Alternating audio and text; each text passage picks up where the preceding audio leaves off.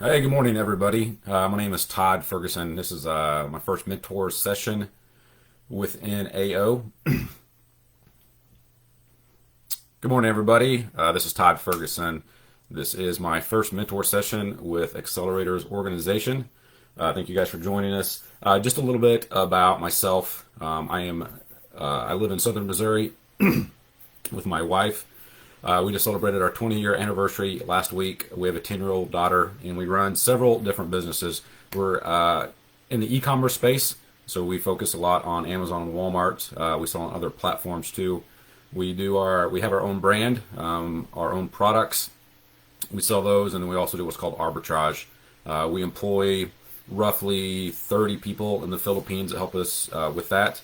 And then we also have a third-party logistics warehouse, so a separate business where people send us products that they want to send into Amazon, to Walmart. They want to sell on Shopify. We warehouse those products for them, and then we ship them either to the customer or to those e-commerce sites. And with that, we have roughly 15 people that work for us that are all based in Southern Missouri. We've been in business since about 2013. We've been a part of Accelerators Organization since almost 2 years, actually, June of 2020. So we're going to go through some questions here, hopefully help you guys out, and we'll get started. So I'm just going to read the question and then just give you guys my thoughts on some of these. So the first question comes from, excuse me, Ashley Letonor. Oh my gosh, I can't talk this morning. Anyway, her question is, I have a 3,000 square foot open mat space to use during the day, trying to figure out the best way to use it. So business background, description and background of the question says, I'm partnering with my coworkers at the martial arts gym, and we're trying to bring in a different revenue stream or to use the facility to its full potential. Right now it's empty from 9 a.m. to 3 p.m. It's an A-plus prime location in a wealthy neighborhood right off the highway in the same plaza as Costco. So the question just that I have, kind of maybe some more background, is what does 3 p.m. to close look like for you guys, and what time do you close? Do you close at 7? Do you close at 8? Do you close at 10? And during that time frame, is that actually packed and booked, and are all your classes that you offer full? If not, then that leads me to suggest that you would go out and market or network with other people to increase your brand recognition or your brand awareness. So if you're not completely full with your classes, and if you don't have every class booked, then I would say that would be what you should do first, potentially. That would be the best use of your time. If you're completely booked and you're just wanting to increase your revenue or just really, like you said, utilize the space, look at partnering with other venues or other groups. So you could partner with, senior centers and have some of their people come in and teach them basic martial arts skills, whether stretching or something along that lines. Local gyms, the same thing. So my sister-in-law teaches what they call silver sneakers, and it's basically just a workout class, but you could do something similar with a local gym, like a gym or a fitness facility that is owned by the city or somebody that you know personally. They're always looking for different types of classes and other ways to keep their members interested, so you could do that. Homeschools, people, if you have homeschools in your area, offering classes like that. Preschools, you could, or daycares, introducing those children or their students to that. And then, I was in a chat with some other AO people the other day, and they were talking about self-defense classes for their business, for people that are out doing work. And so you could offer self-defense classes for that. And I know maybe not during the day would be ideal, but during a lunch hour before they go into work. So that just some ideas that I had there on that. And then you could also sublet that always to another type of business that would need, not necessarily somebody that's in competition with you, but another type of business that would need those mats during that time. And I don't know if the mats are removable. I don't know if anything like that. But you could just check and see. Also, there's opportunities to probably record videos to do additional training for that you guys could record with the teachers or the people in your gym. And so you could either use that as an add-on for current classes and say, hey, everything we just talked about today, you're going to receive a video in an email at the end of today, and you can actually practice all the stuff at home, so you don't have to remember this. Or you could add it as a standalone product and sell the videos or the teachings and stuff that you're doing. So just some ideas there. So hopefully that helps. The second question is from Kristen Pitts. Says, what is a successful margin? What does it look like from a gross profit to a net profit? Does it vary business to business, and what should the goal be? So every business is different. I know for us, let me read the business description in the background of the question. It says, I work for my dad's company to eventually take it over for him. I also have my own startup business. My dad goes over his P&L with me. I make 20%, so Kristen makes 20% of the net profit of the company. Looking at the gross profit versus the net profit, I'm not sure what a good profit margin would be. He says his business is great and very profitable. My initial reaction that I kept to myself was, wow, that's it for the net profit? After all the money spent, is it even worth it? What's a good margin goal? Thank you. So every business is different. Service-based businesses versus inventory-based businesses generally have different profit margins. I know for us, once everything's said and done, once everything is taken out, anywhere between a 12 to 14% profit margin is actually great for us after all said and done in the e-commerce space. So that's considered a pretty healthy business. The thing to think about, though, is when you talk about net profit, gross profit is pretty cut and dry. Net profit, you could ask 10 different people, potentially get 10 different answers. Some people take their salaries out of it. Some people take taxes out of it. Net profit is what we call it in the e-commerce space is just the bare bones. I mean, everything is taken out. But it also depends on potentially the structure of the business that you guys have. So you got to ask yourself, like, does your dad's salary come out of the net profit, or is the net profit really what he considers his take-home pay? And as far as your 20%, is that just what your salary is, or are you making a salary on top of that? And so that's just where you have to sit down and look at if you're not happy with the net profit, and if you're making a salary, or if that is your salary and you need to increase that, you need to look at is this business scalable? Is this something that I can grow? Is this something that can I hire people? Can I implement SOPs? Can I make it to where I can cut my overhead, or can I increase sales? And so that's what I would challenge you. But really get down to the numbers. There are several people that deal with not the financial planning aspect, but the accounting aspect that are mentors in the group. So hopefully they can offer that to you. But if you're not happy with it, just look for options to scale or to increase revenue. And that's the easiest way to increase your net profit. And then just look at, like I said, whether or not just go over his numbers with him. And there are people in this group that can really help you with that. So hopefully that helps. All right, the next question comes from Jonathan John Baptiste. Says, I was thinking of becoming a house realtor for companies that have their employees relocating. Whom should I speak to, and what am I asking them to provide me?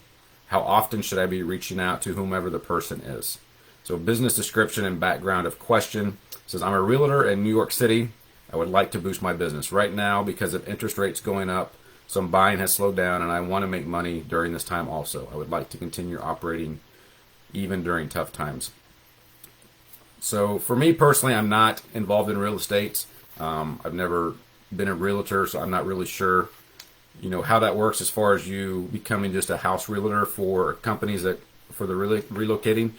But I mean, the things that I would look for if it was me, I would look for places that have C-class or C-suite employees coming in. So CEOs, CFOs, COOs, the higher level management team, and look for people that they're looking to bring those type of people in.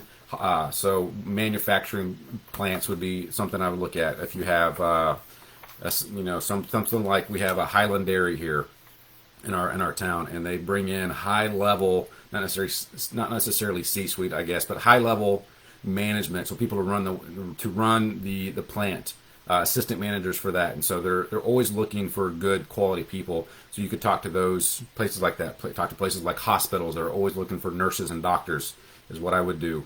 And then person I would reach out to like the HR, the head of HR, or somebody in that space that could really say, hey, we're looking to bring in X amount of employees.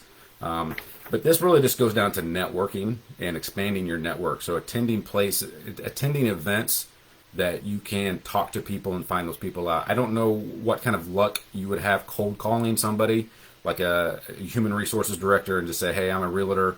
I'm looking to help you with, help the people that are coming in that you're relocating find a home. I'm sure there's people that do that already, but if you can network and build relationships with people, those top tier people like the HR heads of large companies, they talk to each other, they know each other, they can start referring you to people. One thing to do too is I've considered doing this even in our small town here, is really looking for short-term rentals. So people that are relocating and providing them with a space while they're there for 6 months. And oftentimes they'll bring people in just for 6 to 12 months just to turn a business around or to be temporary while somebody's out on leave. So that might be an option too, is to maybe partner with local people that that own Airbnbs or that own rentals that want more of a long-term tenant as opposed to short-term tenants, and you facilitate that. So hopefully that helps you, John or Jonathan. Next question comes from Jonathan, same person, Jonathan John Baptiste. Says, the question is, should I drop my commission for a family member just to get the deal? So the business description and background of the question says, I'm a realtor and I want to get as many listings as I can and actually sell them. I had my cousin say she was going with another realtor because they will charge a cheaper commission. So I'm not a big fan of charging less for family members. In fact, I don't do it at all. If somebody values your service or your product, then they should be willing to pay you what it's worth or what you're worth. Oftentimes friends and family expect a discount from small business owners, and just from experience, generally those customers turn out to be not necessarily problem customers, but the most needy customers. They expect you to do everything because you are their friend and family. They expect you to go beyond, and yet you're getting paid less, and it starts to create resentment, or it has for me in the past. And so we just don't offer a discount. Discounts are great if that's part of your structure, whether it's a repeat customer, whether it's based on a certain dollar amount that you're going to list. But if your cousin's going to go with somebody because they charge a cheaper commission and they're not willing to pay you more because you are friends and family, then I would say, it's to me it's not worth it. I know you're just from your post on your Flex Fridays and just chatting with you that I know you might be in a little bit of a tough spot, and that's often where we make the worst decisions, is when we feel like we need that income or we need that commission. So I would just stick with your guns, stick with the way you're doing things, and then even just do a side-by-side comparison of what that person, as far as a realtor, is going to help them with, and let them know, hey, you know what, you're gonna pay me more maybe, but I am your friends or I'm your family, and I am gonna go above and beyond because you are family. So hopefully that helps you. But again, I just would not discount your product or service just for a friend or family member. All right, next question comes from Vesna. Oh my gosh, I know Vesna, but I cannot pronounce her last name. So Desna or Vesna. I'm not even going to pronounce it, so I'll butcher it. It says advice. The question they ask is advice about tracking/reporting in the books about monetary gifts or tips for services, higher amounts paid than the invoice amount. Is there any minimum for accounting? So business description and background of question. It says, hi mentors, I have an LLC, a single owner in Florida, first year in business, and I've been doing free coaching sessions, 1 hour, in order for me to do market research for a new 3-month coaching program and to get testimonials if the prospective client is happy with the session. The calls are only for coaching and no sales, only a soft mention for the beta program, if they could be a fit at the end, or if interested, additional strategy sessions about the program. I was surprised about receiving thank yous to a personal Zeal account or in gift cards. after some of the free sessions and the higher amount for the beta programs. So thank you in advance, mentors. As always, I appreciate your time and guidance. So again, there are accounting professionals in the group, and there are mentors that can help you out with this. So hopefully they got this question as well. If it's a gift card, first of all, you want to account for all your income in a business. And I know it's often tempting to not do that.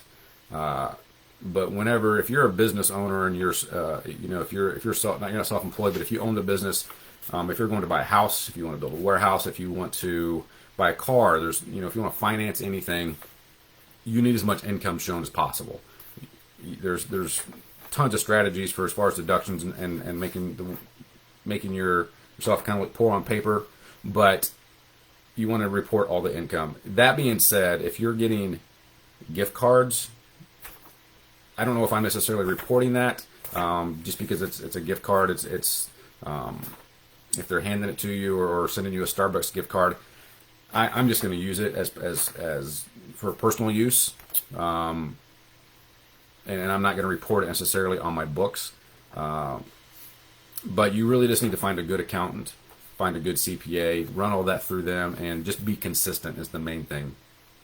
I would also suggest, or maybe something for you to think about, is if they're giving you thank yous or gift cards or whatever because their sessions are so good, you might consider start charging people. That might be something you think about. And I don't know what you're normally going to charge, but if you start charging $47 and give them a money back guarantee, or $97 or whatever that is, you know your business. But if you offer that and offer a money back guarantee, you might actually be able to start bringing in some income, and it might help. I know you're doing research for all that, but just something to think about is if people are consistently offering you tips and or thank yous, it might be time to start charging there. So hopefully that helps, Vesna. All right, last question is from Vanessa De La Osa. It says, what platforms besides IG and FB, so Instagram and Facebook, do you suggest for sponsored ads?